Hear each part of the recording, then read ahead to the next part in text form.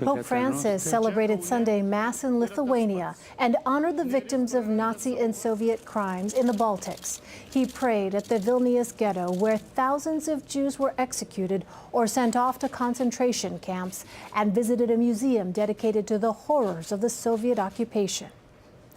This weekend, the Vatican announced a historic agreement between the Catholic Church and China on the appointment of bishops. The diplomatic breakthrough could open the door for a papal visit to China. Seth Doan has more from Rome. The Vatican sees China's 1.4 billion people as a land rich for evangelization.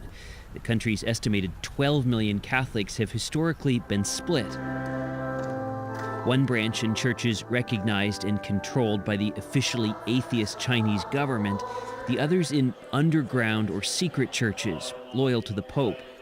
Previously, each side had appointed their own bishops. For the first time now, they've announced they'd appoint those church leaders together.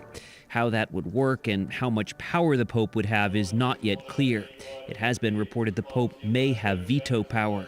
Ahead of this weekend's announcement, Father Bernardo Cervellera expressed concerns about allowing China to control the candidates for bishops, potentially putting politics above faith.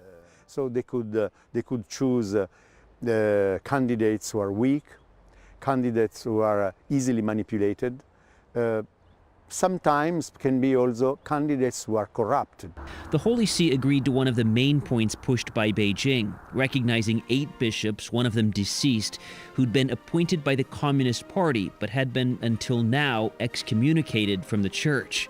The Vatican Secretary of State said the church is pushing for unity. Today, for the first time, all the bishops in China are in communion with the Bishop of Rome. But the status of other bishops who'd been in underground churches and critical of China's government is not clear. The Vatican and China have not had official diplomatic relations since 1951. This step puts into motion work started by Pope Francis's predecessors, but the director of the Holy See press office said this is not the end of the process, but the beginning.